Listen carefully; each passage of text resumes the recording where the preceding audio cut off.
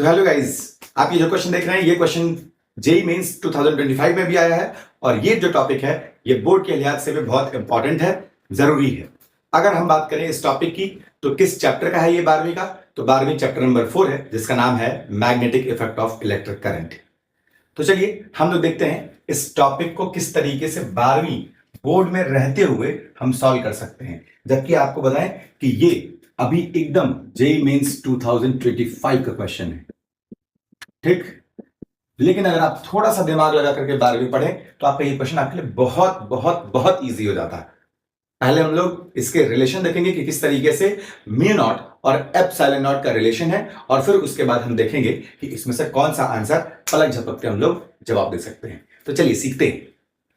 आपको पता होगा कि जब आप चैप्टर 1 पढ़ रहे थे तो आपको एक टॉपिक आया था जिसमें आपने ये पढ़ा होगा कि 1/4 पाई एप्सिलॉन नॉट की जो वैल्यू होती है वो 9 × 10⁻9 होती है। और चैप्टर 4 जब आप पढ़ रहे थे तो आपको पता चला म्यू नॉट बाई 4 पाई की वैल्यू 10⁻⁻7 होता है। अब हमें सोचना है कि म्यू नॉट और एप्सिलॉन नॉट को मल्टीप्लाई क्या किसी तरीके से कुछ रिलेशन बिठा के किया जा सकता है, ठीक। तो बिल्कुल हाँ, एकदम किया जा सकता है। कैसे भैया? तो देखो, हम अगर इसका रेसिप्रोकल कर दें, यानी 4 पाई एप्सिलॉन नॉट अगर रेसिप्रोकल कर दिए तो जाहिर सी बात है इधर वाली वैल्यू भी रेसिप्रोकल हो जाएगी। ये हो जाएगा 9 × 10⁻9, ये नीचे आ गया, रेसिप्रोकल हो गया। अब हम क्या कर दे रहे हैं, इन दोनों का मल्टीप्लाई कर दे रहे हैं, तो क्या हो जाएगा 4 पाई एप्सिलॉन नॉट का मल्टीप्लाई किससे? म्यू नॉट बाई 4 पाई, ठीक। अब बताओ 4 पाई से 4 पाई कट जाएगा तो ये वैल्यू आ जाएगी एप्सिलॉन नॉट म्यू नॉट। तो हम यही चीज इधर लिखेंगे, एप्सिलॉन नॉट म्यू नॉट। इसकी वैल्यू क्या है जरा बताओ तो? इसकी वैल्यू क्या है? 1/9 × 10⁻9। और इसकी वैल्यू क्या है? यहां से देखो 10⁻⁻7। अब आप इसको सॉल्व करो तो ये आपको देगा एप्सिलॉन नॉट, और अब आप ये वाली वैल्यू को नीचे लेके आ जाओ तो ये क्या हो जाएगा 9 × 10⁻9 इंटू ये नीचे आ जाएगा तो 10⁻7, ठीक। इट मींस ये हो गया 1/9 × 10⁻16। अगर आप थोड़ा ध्यान लगाओ थोड़ा सा, तो ये 3 × 10⁸ का स्क्वायर है, हाँ ना।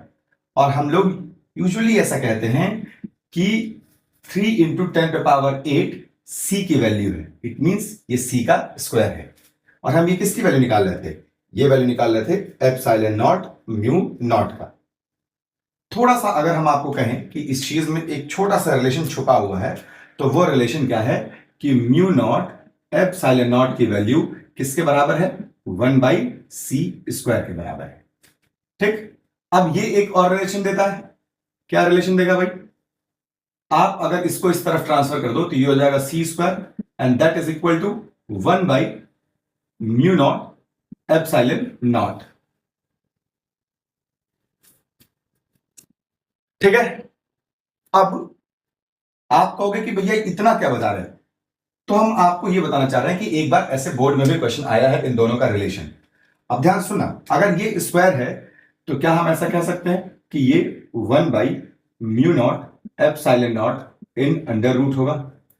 अब 1 पर अंडर रूट का तो कोई मतलब नहीं है, तो आप केवल लिख सकते हो कि this is equal to under root mu not by epsilon not,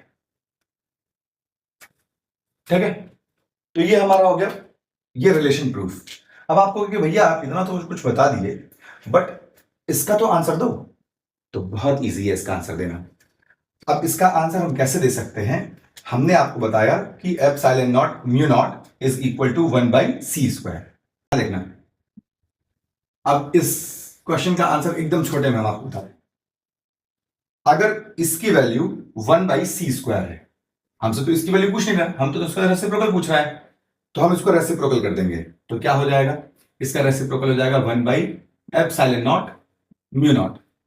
तो आप c का डायमेंशनल फॉर्मूला लिख सकते हो, और c क्या है? स्पीड ऑफ लाइट, और स्पीड का फॉर्मूला क्या होता है? Dimensional formula L/(t)(1). अब बताओ, अगर इसका स्क्वायर है तो यहां स्क्वायर लगा दो, अब L का स्क्वायर हो जाएगा और t पर माइनस 2 हो जाएगा। तो बहुत आसानी से हम इसको एकदम छोटे हिस्से में सॉल्व कर सकते थे कि इसका आंसर हो जाएगा L का स्क्वायर अपॉन T का स्क्वायर, यानी बी आंसर। एकदम इजी है। हम एक ही साथ में जेई के भी एक क्वेश्चन को सॉल्व कर लिए, और ये जो हमारा रिलेशन है ये हमारे क्लास 12th बोर्ड का टॉपिक था। ठीक, तो हम इस टॉपिक को कवर करते हुए एक क्वेश्चन भी सॉल्व कर लिए। उम्मीद है कि आपको ये टॉपिक समझ में आ गया होगा। अगर आपको समझ में आया तो बहुत बहुत धन्यवाद, अच्छी बात है। अगर नहीं समझ में आया तो आप अपनी शिकायत कमेंट बॉक्स में भी लिख सकते हैं। बाकी कमेंट करिए ना करिए, ये आपकी इच्छा। बहुत बहुत धन्यवाद।